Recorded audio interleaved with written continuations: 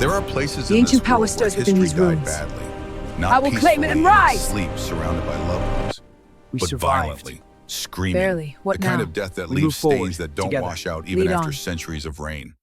The ruins of Stonebridge were one of those places. Once this had been the most magnificent crossing in the borderlands, a masterwork of ancient engineering where orc stonework met human architecture in a rare moment of cooperation. 400 years ago, someone had decided that enemies could build something together, something that would outlast their hatred.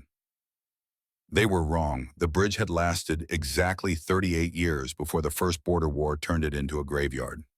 Now, all that remained were broken pillars reaching toward the sky like accusing fingers, half-collapsed arches that led nowhere, and stones that had seen so much blood they turned a permanent rust brown that no amount of weathering could fade. This was where Kara came to cry. Not because she enjoyed the irony of mourning her life in a place where thousands had mourned theirs, but because no one else came here. Not orcs who saw the ruins as a reminder of weakness of the 38 years when their ancestors forgot that cooperation with humans always ended in betrayal. Not humans who whispered that the souls of the fallen still walk these stones at night looking for the enemies who'd killed them. Perfect for someone who belonged to neither world anymore. Kara sat on what had once been the bridge's central arch, now reduced to a platform of crumbled stone, barely 15 feet above the dried riverbed below. Her back against a pillar that had somehow refused to fall, despite having more cracks than solid stone. Her legs dangling over the edge in a way that would have horrified her old combat instructors. Never sit with your back exposed, never let your legs dangle where they could be grabbed, never put yourself in a position where you couldn't fight or flee in under 2 seconds. But that was the thing about being exiled. All those survival rules assumed you wanted to survive. The broken war braid sat in her lap, 12 inches of leather and hair and bronze that used to be 36 inches of pride. She'd counted. Of course she'd counted. Just like she'd counted the 2 years, 8 months, and 23 days since they'd cut it. Just like she'd counted the 39 steps from the main road to this exact spot. Just like she'd counted the number of times she'd told herself this would be the last time she came here. 42 times. 43 after today. The crying started the way it always did, not with sound, but with the tightness in her chest that felt like someone was squeezing her lungs with both hands. The burning behind her eyes that she'd learned to ignore during the day, but couldn't fight at night. The way her jaw clenched so hard, her tusks dug into her lower lip until she tasted copper. She'd gotten good at crying without making noise. 2 years of practice would do that. You learn to cry the way prey animals learn to die quietly, because making noise only brought predators. That's why she didn't hear him approach. Didn't hear the careful footsteps on stone. Didn't hear the slight scrape of leather armor against itself. Didn't hear the almost imperceptible sound of someone trying very hard to move silently while carrying 30 pounds of weapons and gear. What she did hear was the breathing. Human breathing. Slower than orc breathing. Quieter. The kind of breathing you learned in military training, measured, controlled, designed to keep you steady when everything else was chaos. Kara went very still. The kind of still that combat veterans knew the stillness before violence. Her hand moved to her hip, finding nothing. No weapon. She'd stopped carrying weapons 18 months ago after realizing that having a blade only made you think about using it. On enemies. On yourself. Better to have nothing. "I'm not armed," she said in common, her voice rough from disuse and tears. "If you're here to collect a bounty, you'll have to beat me to death with your hands. Might take a while. I'm tougher than I look." The breathing continued, steady, unchanging. Not the breathing of someone preparing to attack. "I'm serious. Kara continued, still not turning around. "There's probably a bounty, 2-year-old bounty from the Iron Jaw clan. 40 gold for proof of death. They wanted to make sure I didn't come back. 40 gold is decent money. You could buy a horse, good armor. Maybe a week at a nice inn where they don't ask questions." Silence. Then a voice. Male. Human. With the kind of weariness that told you this person had stopped sleeping, well, a long time ago. "The sword's not for you." Kara finally turned. He stood about 15 feet back, partially shadowed by one of the broken pillars. Tall for a human, not quite her height, but close enough that the difference wouldn't matter in a fight. dark hair graying at the temples, face that had been handsome once before, whatever had happened to put those lines around his eyes and mouth. Leather armor that was well maintained but old, the kind of old that came from being unable to afford new, not from sentimental attachment. The sword in his hand hung loose at his side, not sheathed but not raised either. The position of someone who'd forgotten he was holding it. Their eyes met. There's a thing that happens sometimes when two broken people look at each other. A recognition, not of faces or names or even species, but of damage. You see in someone else the same cracks you carry yourself, and for just a moment, the world gets very quiet and very small and very honest. You were crying, he said. Not a question, not an accusation, just a statement of fact delivered with the careful neutrality of someone who understood that sometimes stating the obvious was kinder than pretending not to notice. I was, Kara said. Your move. Are you going to pretend you didn't see it and walk away? Or are you going to do the human thing and ask me if I'm all right, knowing damn well I'm not, but asking anyway because that's what people do when they don't know what else to say? Something that might have been a smile flickered across his face. Might have been. Hard to tell in the fading light. Neither. I'm going to ask if you mind company. Of all the things Kara had expected, violence, pity, disgust, fear, this wasn't on the list. This wasn't on any list. This was so far off the list that the list couldn't see it with a telescope. You want to? She paused, trying to wrap her mind around the concept.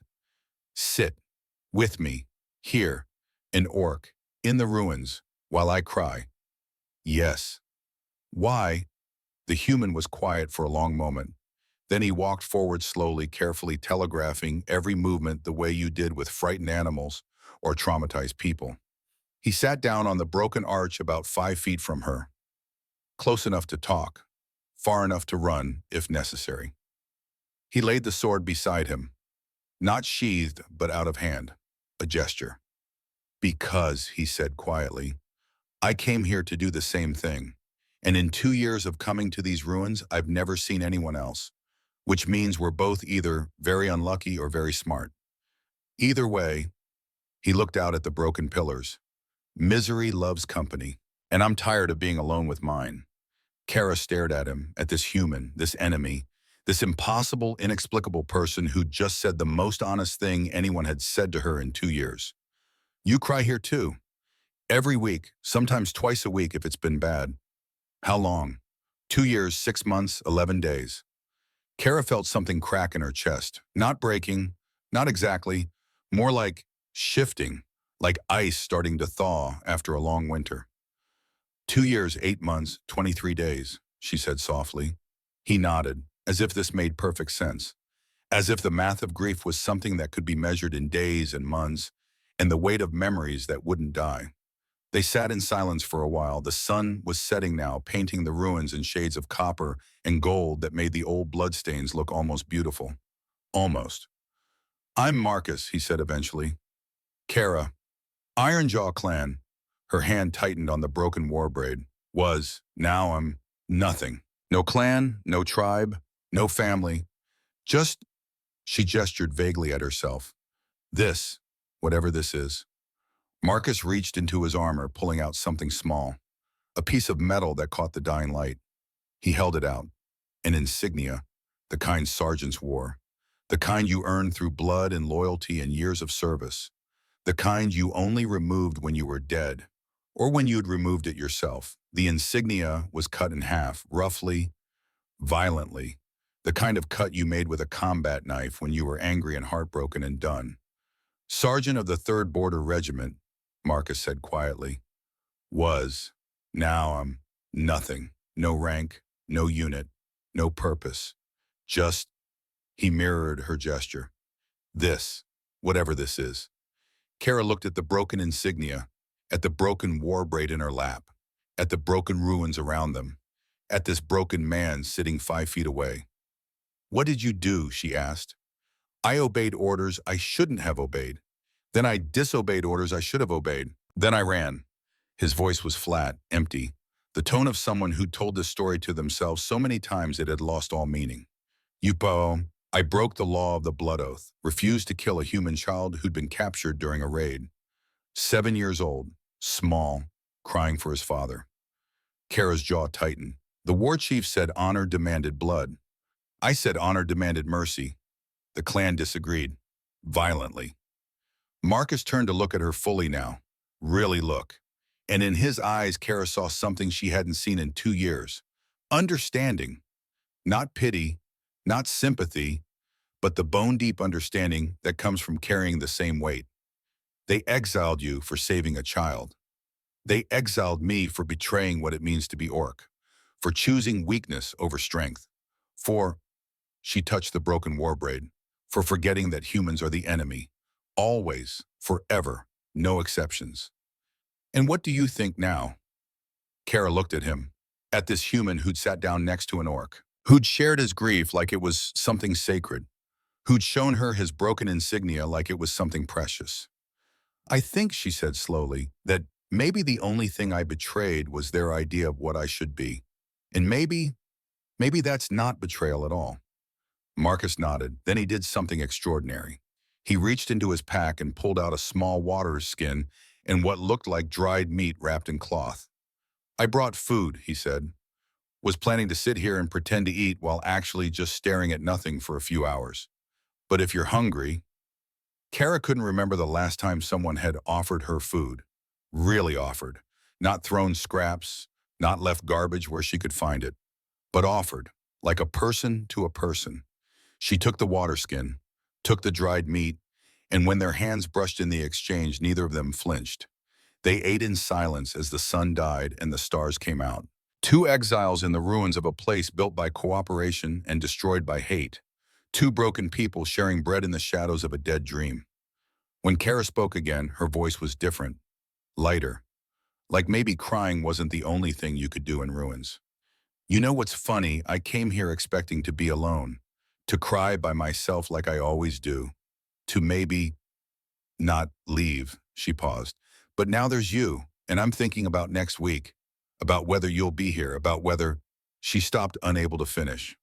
Marcus smiled, a real smile this time, small but genuine. I'll be here, every week, sometimes twice a week if it's bad. Same. They sat together until full dark. When they finally left Marcus heading east toward the human territories, Kara heading west toward the borderlands, where exiles lived in the spaces between worlds, they didn't say goodbye. They said, see you next week. And for the first time in 2 years, 8 months and 23 days, Kara walked away from the ruins feeling something that wasn't pain. It wasn't happiness. Not quite. But it was the absence of complete hopelessness. And sometimes that's enough to survive another week. The weeks turned into months, and the months turned into something neither of them had expected. Rust. Not the kind built in moments. Not the Hollywood version where one dramatic gesture erases years of conditioning and prejudice, but the slow kind, the painful kind, the kind that grew like grass through concrete, persistent, stubborn, refusing to do even when everything said it should. Marcus told her about the orders, about the village, about the women and children who'd been marked as acceptable losses because they'd been sheltering orc scouts, about how he'd watched his men burn houses while people screamed inside, about how he'd told himself it was necessary, about how he'd stopped believing that somewhere around the 14th house, about how he'd finally broken when he'd seen a mother trying to shield her baby with her body, and he'd realized that the enemy looked an awful lot like the people he'd sworn to protect.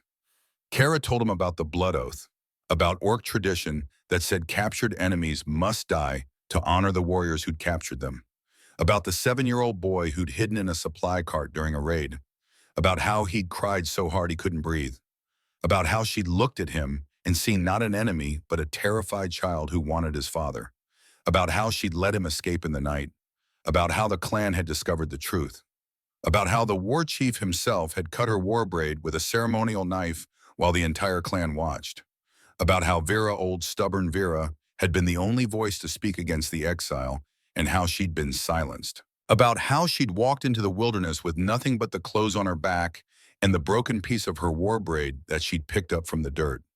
They traded stories like currency, painful memories for painful memories, guilt for guilt, shame for shame, until the weight felt less like drowning and more like carrying something together. On the ninth week, Marcus brought a worn book of poetry, human poetry. He read aloud while Kara listened, and she laughed, actually laughed when he stumbled over the pretentious metaphors. On the 12th week, Kara taught him 3 words in Orcish: strength, honor, home. He pronounced them badly and she corrected him patiently, and when he finally got them right, she felt a strange warmth in her chest. On the 16th week, they fell asleep sitting against the same pillar and woke up at dawn to find that they'd somehow ended up leaning against each other. They didn't mention it, but they didn't move apart quickly either. On the 20th week, Marcus brought something different. Not food or water or books. He brought a person. Kara saw them coming from a distance and immediately stood, her body shifting into defensive posture even without weapons. Old habits. But Marcus raised his hand, the universal gesture for, "Wait, trust me, it's okay." And she forced herself to stay still. The person with Marcus was young, 20, maybe 21, human. Thin in the way young soldiers were thin before war put muscle on them or death took them entirely. He walked like someone who'd learned to follow, and his hand never strayed far from the sword at his hip. "Kara," Marcus said carefully, "this is Jacob. He was in my unit. He's been struggling. I told him about this place, about—" He paused. "About you." Jacob stared at Kara with the kind of wide-eyed fear that she'd seen 1,000 times. The look humans gave orcs. The look that said monster. But underneath the fear was something else. Something desperate. "You really let that kid go?" Jacob asked, his voice cracking slightly. "The one from the blood oath." Kara nodded slowly. "Wife, because he was 7 years old and terrified and crying for his father. Because I'd been 7 years old and terrified once. Because—" She paused. "Because some things matter more than tradition, more than honor, more than—" She touched the broken war braid at her belt. "More than belonging." Jacob's face crumpled. He made a sound that was half sob, half gasp. "I killed someone," he whispered. "In the village. Marcus's village. The one we burned. I killed. She was defending her home. She had a kitchen, I had a sword. She was 30, maybe 40. And I—" He couldn't continue. Marcus put a hand on the young man's shoulder, firm, steady. "Jacob's been carrying that for 2 years, Marcus said quietly. "Just like we've been carrying ours. I thought maybe knowing he wasn't alone might help." Kara looked at this boy because that's what he was, really just a boy who'd been forced to do things that broke him, and felt something shift in her chest. This was why Marcus had told him. Not to gather allies, not to build an army, but because misery might love company, but healing required it. "Sit," Kara said, gesturing to the stones. "We don't have solutions here. We don't have forgiveness. We don't even have answers. But we have," she looked at Marcus, "we have each other. And sometimes that's enough." Jacob sat. They talked until dark. And when he left, he walked differently. Not fixed, not healed, but less alone. The next week, Marcus brought someone else, a woman, 38 years old, hard as stone, covered in scars that she counted out loud when she was nervous, a habit that would have been funny if it wasn't so sad. Ex-lieutenant, now mercenary, now something else. 29 scars, she said, looking at Kara with eyes that had seen too much. 29 fights. 29 times I should have died. And you know what the worst part is? I don't regret the fighting. I regret who I fought for. Kara understood that. God, did she understand that? The week after that, Jacob brought someone, a young woman from his village. Then the lieutenant brought a former soldier. Then that soldier brought his sister, the ruins of Stonebridge, abandoned for 4 centuries, slowly filled with voices. Not an army, not a resistance, just people. Humans and orcs who'd been broken by the same system that told them they were enemies, who'd committed acts they couldn't forgive, who carried guilt that wouldn't die. They came to share their stories, to cry, to rage, to sit in silence, to not be alone. By the 8th month, there were 15 of them. By the 11th month, 28. Not all orc and human, some were just orc. Exiles like Kara, some were just human, deserters like Marcus. But all of them were people who'd chosen mercy over hate and been destroyed for it. That's when the lieutenant, her name was Sarah, asked the question that changed everything. What are we doing here? They were sitting in a rough circle on the broken bridge, passing food and water, like it was communion. The sun was setting, painting everything in copper and gold. What do you mean? Marcus asked. I mean, we sit, we talk, we share. That's good, that's important, but Sarah gestured at the group, at the orcs and humans sitting together in defiance of everything their worlds told them. We could be more than this. More how Kara's voice was careful. She knew where this could go. Revolution, rebellion, all the ways that good intentions turned into bloodbaths. Not violence, Sarah said quickly, reading her tone. I've had enough violence for 3 lifetimes, but she pulled out a map, spreading it on the stone. Here, the borderlands, between your territory and ours. Unclaimed, unwanted, empty. It's empty for a reason, one of the orcs said. No resources, bad land, nothing grows there. Nothing grows there now, Sarah corrected. But what if it did? What if, what if we built something, not an army, not a fort, but a, she struggled for words. A home, Kara said softly. Everyone turned to look at her. She stood walking to the edge of the broken bridge, looking out at the ruins, at this place built by cooperation and destroyed by hate. They tried it once, she said. This bridge, built together, and it failed.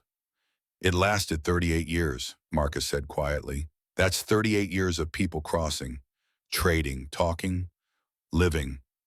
Maybe it failed in the end, but he stood beside her. Maybe that's 38 years longer than hate would have lasted. Kara looked at him, at this human who'd become what friend felt insufficient. Allie felt cold. Family felt impossible. If we do this, she said slowly, if we try to build something in the borderlands, they'll come for us. Both sides, orc and human.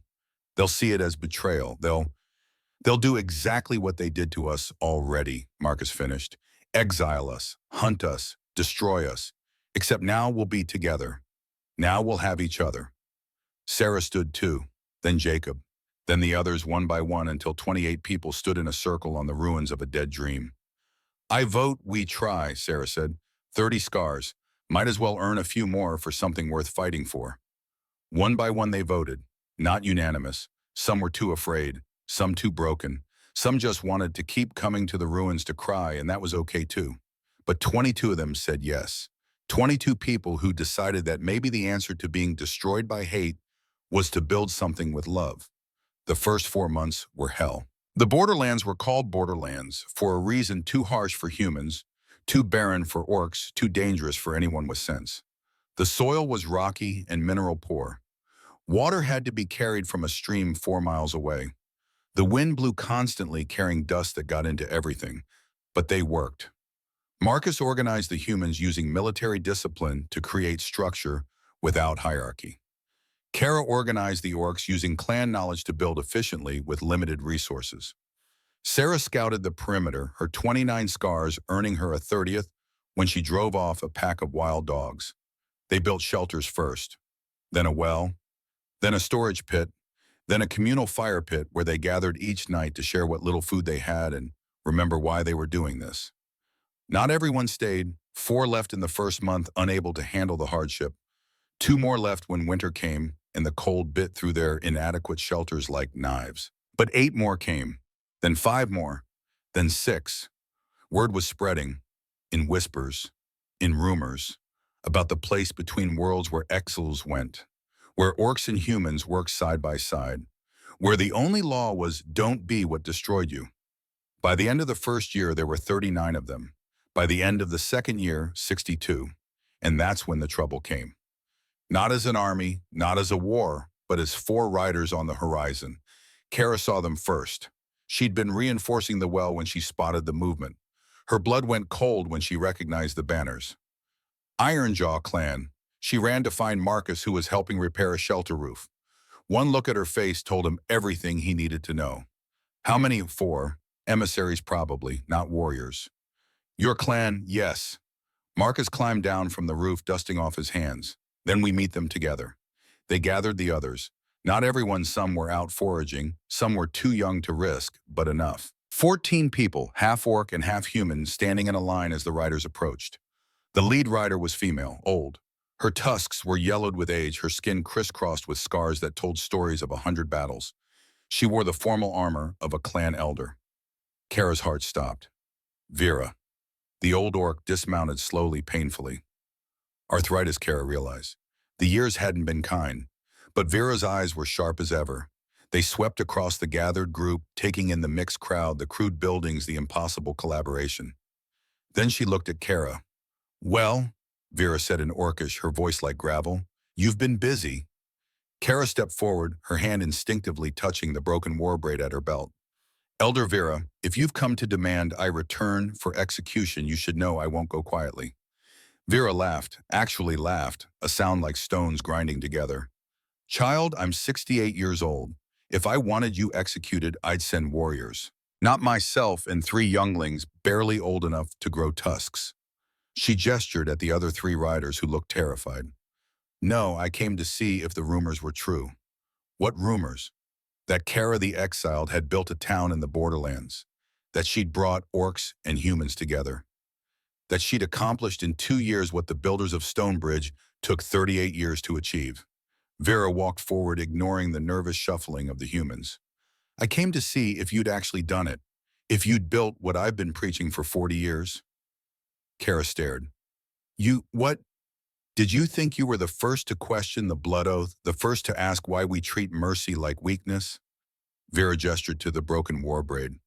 "I voted against your exile, not just because I liked you, but because I saw in you the future of our people, the future I tried to build and failed." Marcus moved to stand beside Kara. "You're saying you support what we're doing here?" Vera turned to him, her ancient eyes assessing. "You're the human, the sergeant who burned the village then deserted." "I am." "Good, you should carry that. Use it to be better." She looked back at the settlement, at the mixed crowd, at the impossible dream made real. "I don't support what you're doing. Support is passive. I want to join it." Silence. Complete, absolute silence. Then one of the young orcs with Vera spoke up, his voice shaking. "Elder, the clan will exile you too if you—" "The clan already failed to exile me once. They can try again if they like. I'm old. I'm dying. And I'll be damned if I die still serving a system I stopped believing in 40 years ago." Vera pulled something from her pack. A war braid. Long, ancient, bronze and hair and leather woven together over decades. She cut it with her knife. One swift movement. The sound of that cut echoed like thunder. Vera let half the braid fall to the ground. The other half she held up. "I'm done with them," she said simply. "If you'll have me, I'm yours." Kara felt tears streaming down her face. She hadn't even realized she was crying. "We don't turn away exiles," she said. "This is a place for people who chose better." Vera smiled, then did something that made Kara's heart stop. She bowed. A clan elder, bowing to an exile. "Then let me stay. Let me help build what I failed to build before. Let me die doing something that matters." The settlement that had started with 22 became 66, then 94, then 153. Word spread faster now, not just whispers, but stories about the place between worlds, about Kara the exiled and Marcus the deserter, about the town they'd built with broken people. Some humans called it treason, some orcs called it heresy, but more and more people called it home. They named it Stonebridge Crossing, a deliberate echo of the bridge that failed, a reminder that failure was just the first attempt at success. By the 3rd year, they had crops. By the 4th, livestock. By the 5th, they had children, both orc and human, growing up together in ways their parents never could have imagined. Not perfect, never perfect. There were fights, disagreements, moments when old prejudices surfaced and had to be fought down. Times when someone left because they couldn't handle the weight of being different. But they kept building. And on every anniversary, Kara and Marcus would walk back to the original ruins, to the broken bridge where they'd first met, where 2 broken people had shared bread and found something neither expected: hope. On the 6th anniversary, they sat on the same stones, older now, tired, but alive. "Do you ever regret it?" Marcus asked. "Staying that night, not running when you had the chance. Kara looked at him, at this human who'd become her partner in building impossible things, her friend, her every day, she said honestly. I regret that it had to happen this way, that we had to be broken before we could build, that we lost so much before we found this. She touched the broken war braid now worn smooth from years of handling. But I don't regret you. I don't regret them. I don't regret choosing this. Marcus nodded. Same. They sat in comfortable silence, watching the sun set over ruins that meant something different now. Not just a reminder of failure, but a foundation for trying again. You know what's funny, Kara said eventually. When I came here 6 years ago, I came to die. I thought I'd lost everything, that I had nothing left worth living for. And now I come here to remember how to live. Marcus smiled, that same small, genuine smile from years ago. Same. They sat together until dark.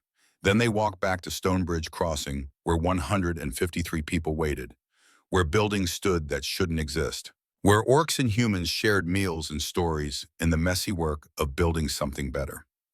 As they walked, Kara noticed something. Marcus was limping slightly, an old war wound acting up. Without thinking, she slowed her pace to match his. Without thinking, he reached out when she stumbled on a rock. Without thinking, they'd become people who caught each other when they fell. That night, as the settlement gathered around the communal fire, someone asked Vera to tell a story. The old orc was dying, everyone could see it, but she still had stories left. Once, Vera began, her voice carrying across the firelight. There was a bridge built by enemies who decided to be builders instead. It stood for 38 years before hate destroyed it. But what the history books don't tell you is this: in those 38 years, 617 children crossed that bridge safely to school. 3,942 people crossed it to visit loved ones. 17 couples met on that bridge and fell in love. She looked around at the gathered crowd, at orcs and humans sitting together, at children of both species playing in the firelight. The bridge failed, but for 38 years it succeeded, and success is counted not in years but in lives touched. She paused. We are building a new bridge, not of stone this time, but of people, and it will fail too someday. Everything does, but while it stands, she smiled, count the lives. That's how you measure if something mattered. Vera died 2 weeks later. They buried her in the borderlands with her broken war braid and a stone marker that read, "She chose better." At her funeral, 39 people spoke, orc and human, young and old, each sharing how she'd changed them. When it was Kara's turn, she stood before the grave and said simply, "You were exiled for standing with me. And in the end, you built more by leaving than you ever could have built by staying. Thank you for showing me that broken things can still be foundations, but better ones." The settlement continued. Years passed. Kara and Marcus grew old together, not romantically, but in the way two people grow old when they've built something that matters more than themselves.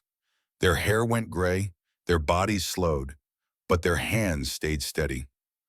On Kara's 50th birthday, the settlement held a celebration. 206 people now. 3 generations. Children who'd never known a world where orcs and humans were enemies.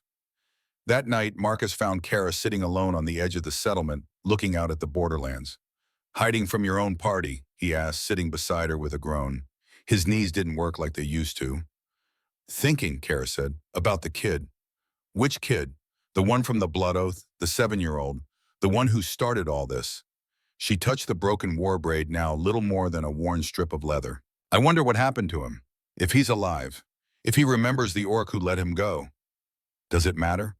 I don't know. I saved one life, one, and it cost me everything. My clan, my identity, my..." She gestured vaguely. "Everything I thought I was." Marcus was quiet for a long moment.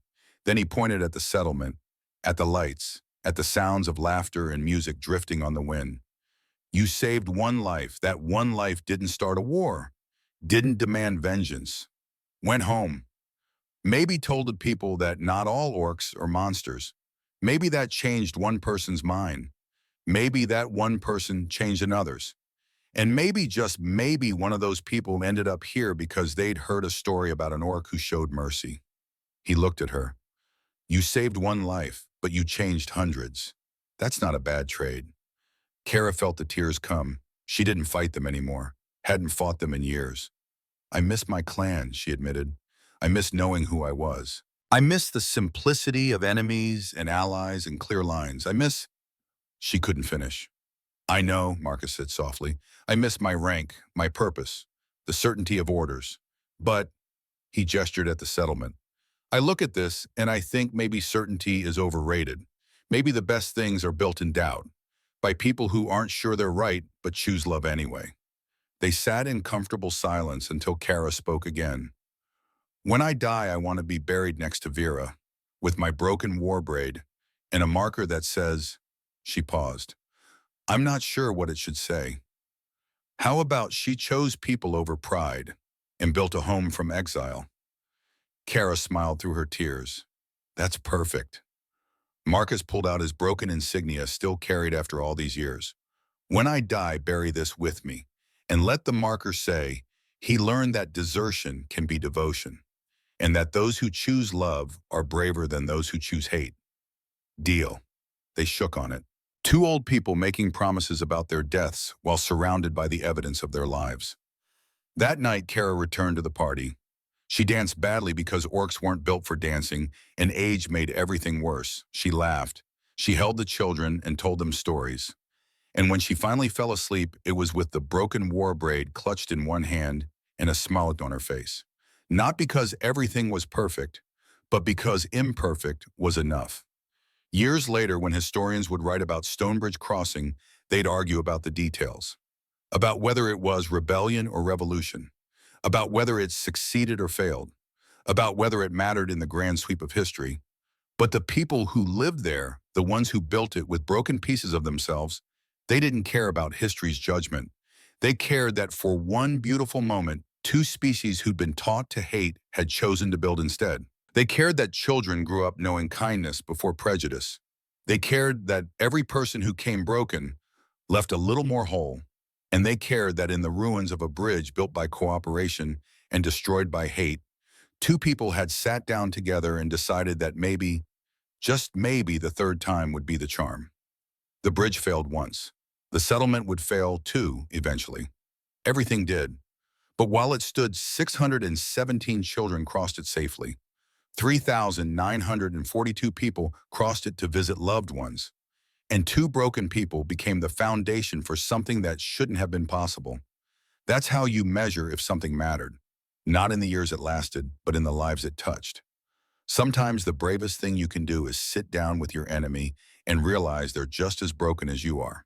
Sometimes exile isn't the end of your story, it's the beginning of a better one. Sometimes choosing mercy over hate costs you everything. And sometimes that's exactly the price worth paying.